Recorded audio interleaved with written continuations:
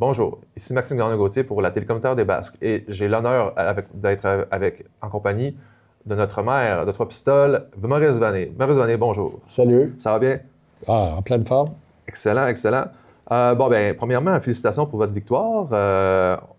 Vous avez eu environ le 2/3 des voix, donc vous devez être assez fier de votre campagne à ce niveau-là. Mais écoute, ça a été une bonne campagne. Je pense qu'il y avait des bonnes propositions sur la table et la population, les citoyennes et citoyens des Basques les citoyens et les citoyennes de Trois-Pistoles ont trouvé qu'on avait une bonne plateforme. On est arrivé, c'était pas une équipe qu'on avait, c'était plus une coalition de gens qui voulaient le développement de Trois-Pistoles et je pense que le fait qu'on se présentait en coalition avec des gens de différents milieux, de différentes visions, ça a offert une opportunité aux gens de se positionner avec ce qu'on leur proposait. Puis, c'est quoi qui vous a motivé à la base de vous présenter à la mairie? Vous aviez été conseiller municipal pendant environ 16 ans, je crois. 16 ans, oui. Bien, écoute, c'est une vision différente, hein? C'est une position différente d'être conseiller ou d'être maire. Et à un moment donné, je me suis dit, ben le poste de maire a quand même plus de responsabilités, plus d'importance, c'est pas le mot que je veux dire, là, plus d'impact dans les décisions. Donc, moi, j'ai toujours travaillé en collégialité. Et donc, c'était un moment dans mon CV, dans ma carrière, où j'aurais l'opportunité de mettre mon expertise, mon expérience au service de la population. Mais justement, je suis un peu curieux. C'est quoi, d'après vous, dans votre parcours, qui vous a le mieux préparé à assumer ce rôle? Est-ce que c'est vos 16 ans comme conseiller? Est-ce que c'est comme avoir dirigé différents organismes culturels dans la ville? Je pense que c'est un mix de tout ça.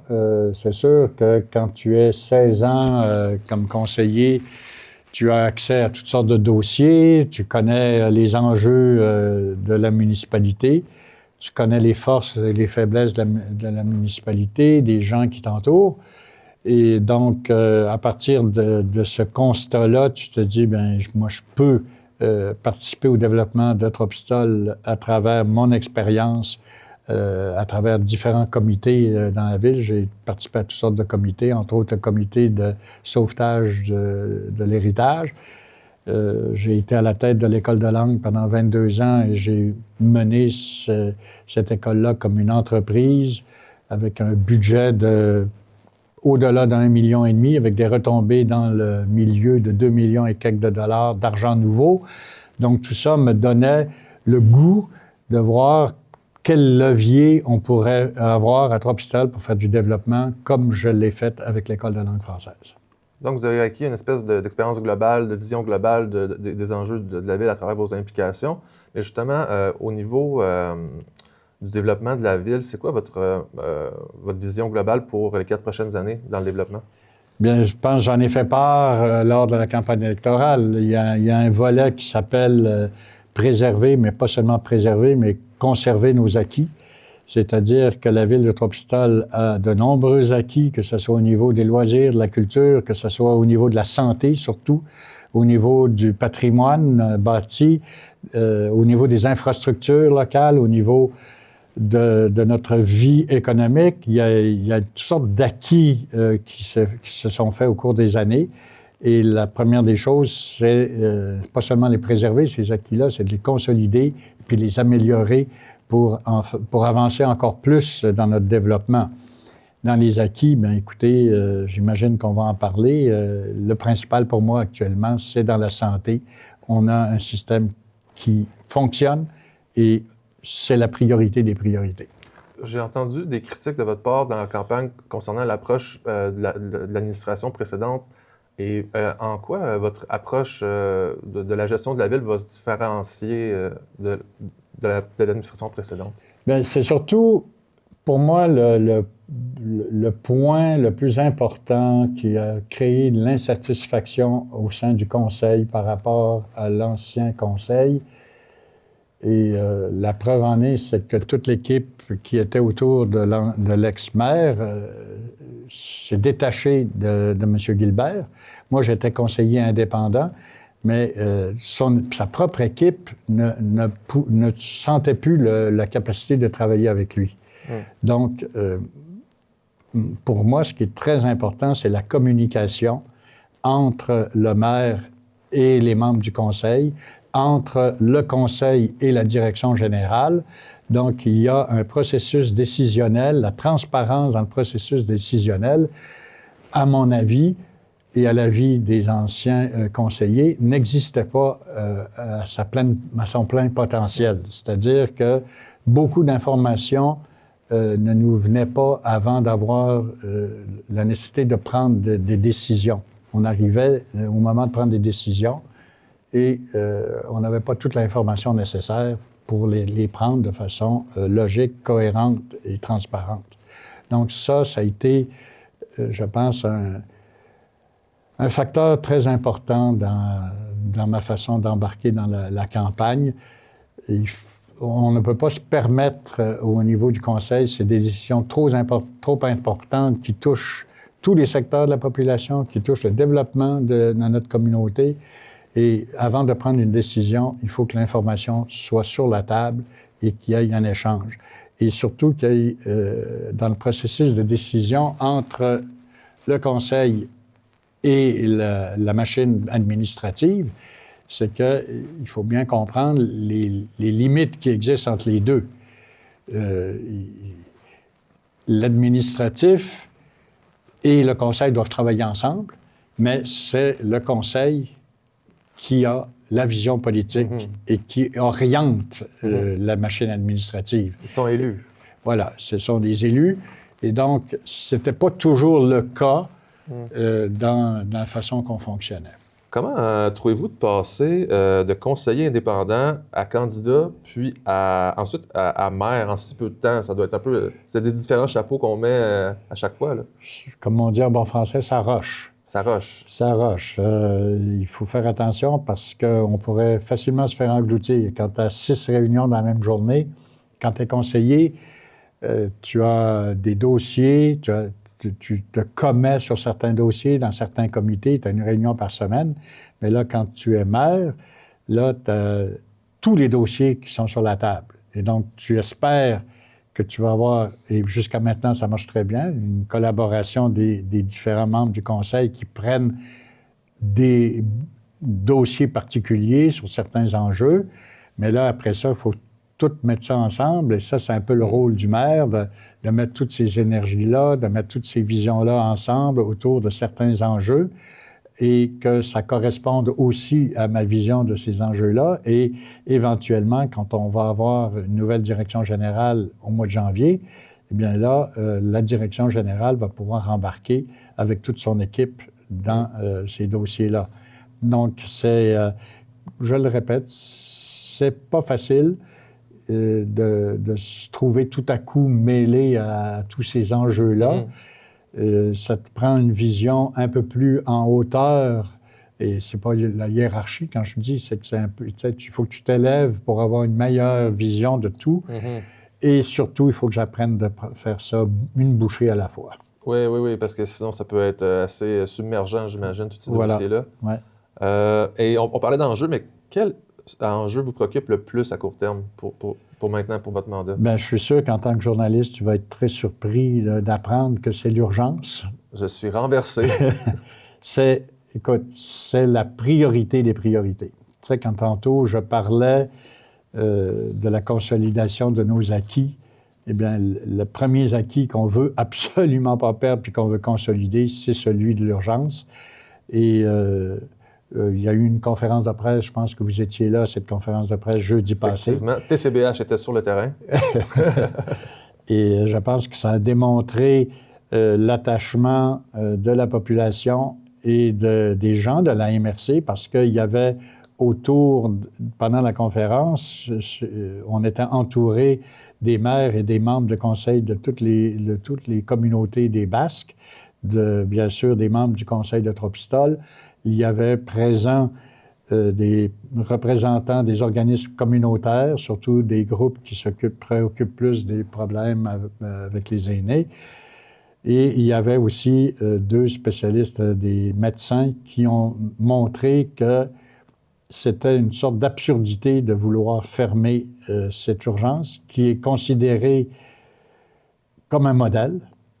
Et donc, on attend des réponses pour voir c'est quoi les critères qui font qu'on veut fermer cette urgence-là, qui fonctionne. Et il n'y a jamais eu de bris de service à cette urgence-là. Et là, on nous annonce que, dans un langage assez facile à décoder, que la fermeture de l'urgence à Trois-Pistoles est visée, disons. Et donc là, on nous propose qu'il faut aller vers un nouveau modèle. Alors moi, j'attends de voir comment le nouveau modèle peut être meilleur que celui qu'on a maintenant et qui fonctionne très bien. Et ce nouveau modèle-là serait présenté lors de consultations publiques. Mais là, si le modèle est déjà fait puis ils nous consultent, c'est quoi qu'ils veulent savoir.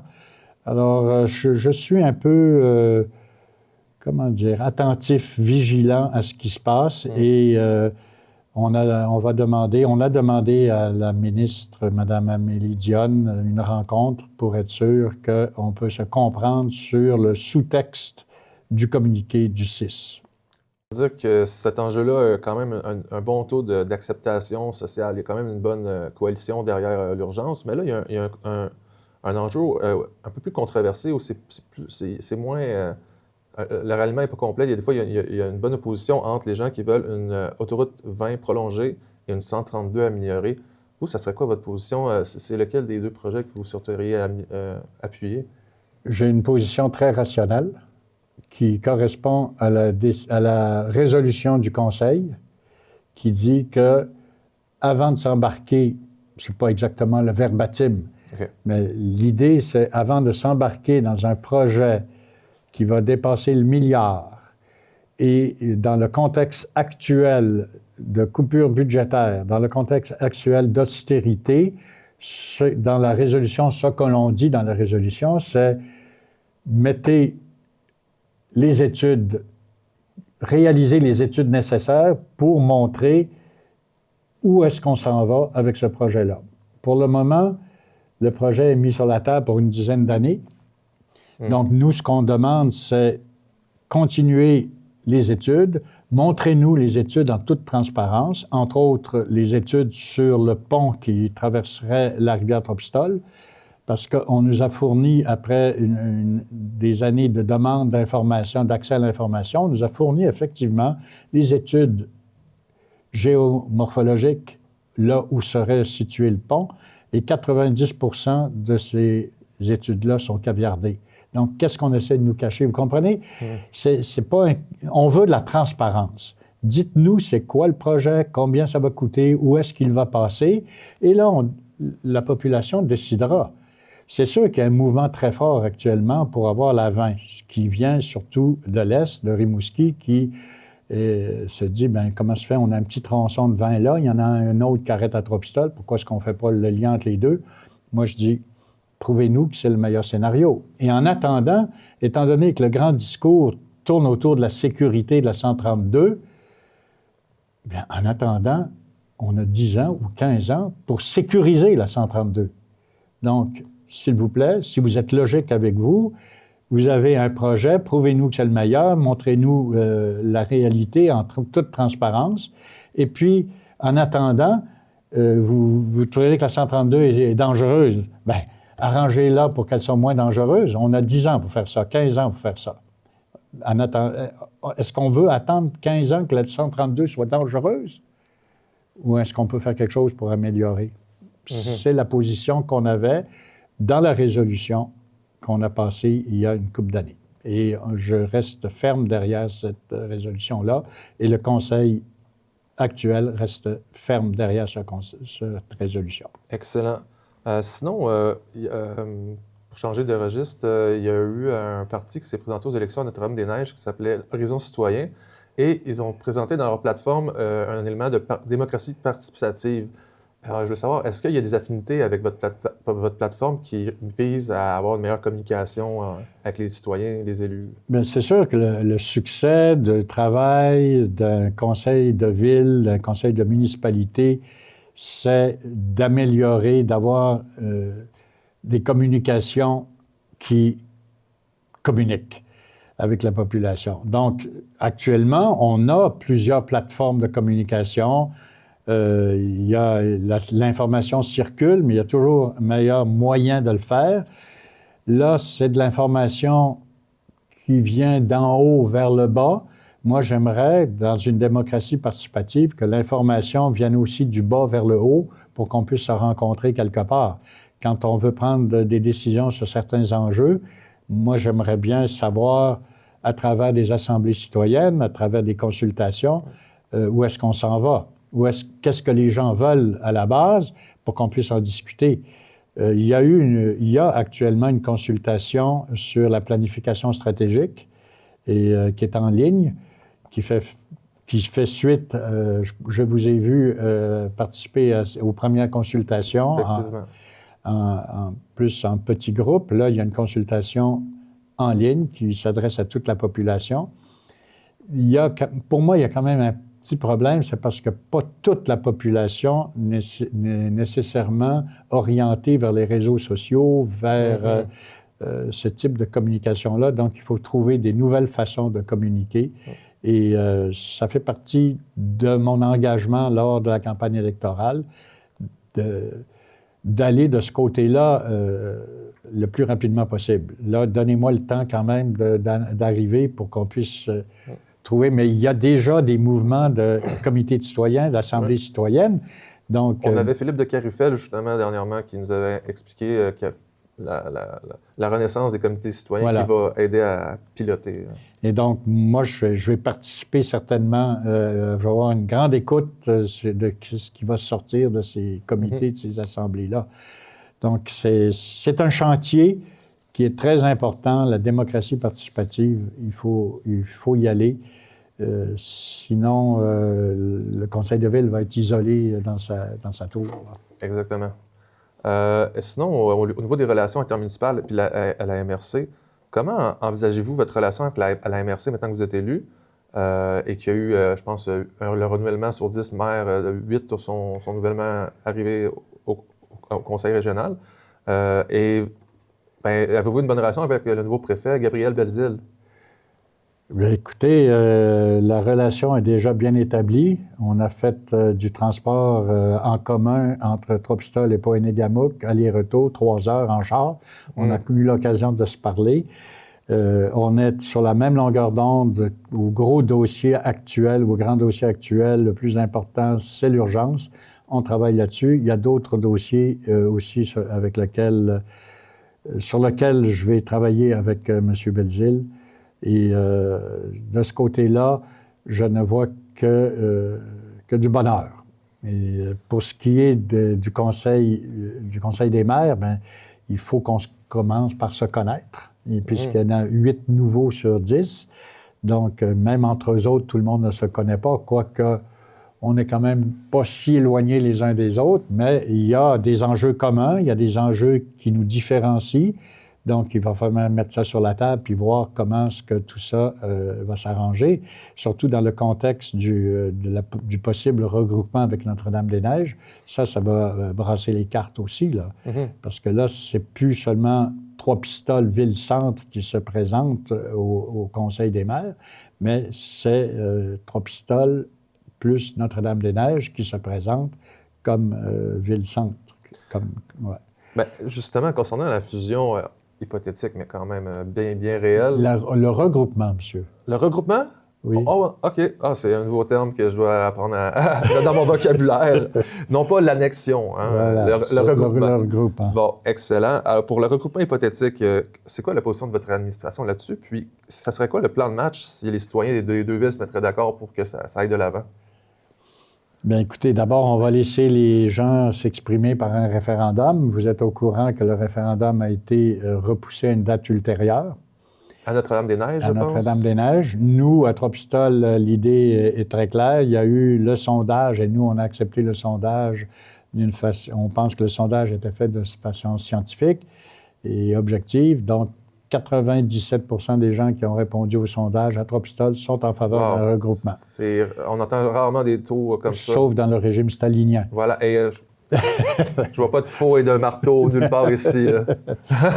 Non, écoutez, c'est sûr que pour la population, puis pour l'administration actuelle et pour le conseil de ville, le regroupement, c'est le bon sens. C'est là où on doit s'en aller. Maintenant, nous, on a décidé de garder une position neutre parce qu'on ne veut pas s'imposer à la population de Notre-Dame-des-Neiges avec qui on va travailler d'une façon ou d'une autre, que ce soit dans l'intérieur d'un regroupement ou dans la signature de nouvelles ententes, parce qu'il y a plusieurs ententes entre les deux municipalités qui sont échues, qui vont échoir. Et donc, ces ententes-là, on va devoir travailler ensemble d'une façon ou d'une autre. Donc, il faut établir un climat de collaboration. Puis, c'est pour ça qu'on ne veut pas se mêler dans le day-to-day, dans le quotidien du référendum. Nous, notre position est claire, on est pour. Et l'administration va travailler dans ce sens-là. Le nouveau DG qui va rentrer en poste, il a déjà le mandat de prendre contact avec l'administration de l'autre côté pour voir, entre autres, en attendant que le regroupement se fasse ou ne se fasse pas, de signer des nouvelles ententes. Donc, le processus est enclenché de notre bord. Nous, on espère le regroupement.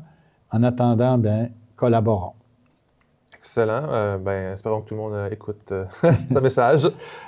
Sinon, ça serait quoi l'héritage que vous voudriez? S'il y avait une chose à travailler, une chose qui pourrait absolument être faite hors de tout doute, quelle serait-elle pour que vous laissiez un héritage qui semble être en accordance avec votre vision? Moi, la vision que j'ai, c'est qu'on est dans une situation privilégiée à Trois-Pistoles. Il y a une qualité de vie très intéressante. Il y a le fait que la mobilité à Trois-Pistoles est très facilitante. Je veux dire, nommez-moi une ville où, à pied, vous pouvez vous rendre en 15 minutes à tous les endroits nécessaires pour assurer une qualité de vie. Que ce soit l'hôpital, que ce soit les marchés d'alimentation, les banques, la restauration, les groupes communautaires qui sont réunis au beau lieu commun. En l'espace de 10 à 15 minutes à pied, vous pouvez rejoindre tous ces centres-là. Donc ça, c'est une qualité de vie qu'on a, qu'il faut consolider et travailler encore à l'améliorer. Donc, dans la qualité de vie, il y a la mobilité, une mobilité qu'on espère conviviale. D'ailleurs, il va y avoir un comité de la ville qui va travailler là-dessus avec des citoyens pour se pencher sur la question de la mobilité conviviale entre les différentes façons de se déplacer en ville. Bon, il y a le vélo qui devient de plus en plus populaire, il y a les piétons, il y a des personnes qui ont des handicaps. Donc, il y a une série de problématiques, là, des enjeux qui sont intéressants à envisager et de régler. Au-delà de ça, je pense que Trois-Pistoles, jusqu'à maintenant, est aussi reconnu qualité de vie par les loisirs qui sont offerts à la population, par la culture, les activités culturelles, les activités physiques, parce qu'on est au centre de différents sentiers de possibilités d'aller se promener dans la nature. Il y a le fleuve, il y a plusieurs projets de ce côté-là.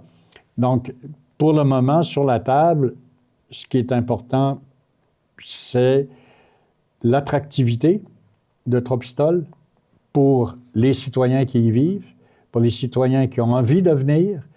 Et cette attractivité-là, il y a des enjeux qui sont liés à ça. C'est, par exemple, le manque de logement. Donc, ça, c'est un gros chantier sur lequel on va travailler. J'ai proposé, pendant la campagne, de faire des activités de concertation sectorielle avec, par exemple, les entrepreneurs en construction, avec les gens qui travaillent en culture, pour qu'on puisse faire le tour des enjeux que ces secteurs-là ont. Donc ça, pour moi, c'est une façon de démocratie participative dont on parlait tantôt, mais c'est aussi une façon que la vision que le conseil de ville et moi vont mettre de l'avant corresponde aux besoins de la population. Donc, moi, j'y vais plus par ça que seulement ma vision personnelle. C'est-à-dire que ma vision personnelle, comme je dis, c'est la qualité de vie. On vit dans un milieu exceptionnel, mais ce milieu exceptionnel a quand même des enjeux. Donc, regardons ce que les acteurs sur ces enjeux-là ont à nous proposer pour avoir une vision qui corresponde à la réalité du terrain. Excellent. On a fait quand même le tour, mais puis, finalement, auriez-vous un message à adresser aux gens qui n'ont pas voté pour vous ou qui doutent encore un peu de votre leadership ou vos capacités de mener certains projets à terme? Qu'est-ce que vous leur diriez pour leur dire, de vous laisser la chance de réaliser votre programme? Il y a un premier ministre du Canada qui s'appelait Pierre-Éliott Trudeau, qui, au moment de la crise des militaires... Je sens que ça s'en vient. Just watch me. OK. Excellent. Non, écoutez, je ne veux pas me mettre dans ce contexte-là, mais faites-nous confiance. Et c'est pas seulement moi, c'est tout le conseil de ville. On doit travailler ensemble. Le conseil de ville doit travailler avec l'administratif. Et vraiment, regardez-nous aller, mais pas seulement regardez-nous aller, mettez l'épaule à la roue avec nous pour être sûr qu'on s'en va tous ensemble vers les meilleures solutions des enjeux auxquels on doit faire face. Donc, le message, c'est, il y a de la place pour tout le monde. Et quand je ne sais pas si vous vous rappelez, mais le slogan, c'était « Ensemble, nous pouvons ». Et ensemble, nous pouvons, c'est vraiment tous ensemble, nous pouvons. Et si vous étiez de l'autre camp, let's go. On est là, tous ensemble pour travailler. La porte est ouverte. La porte est ouverte, faites-nous savoir. Venez assister aux assemblées publiques de la ville de Trois-Pistoles. C'est un peu désolant, là.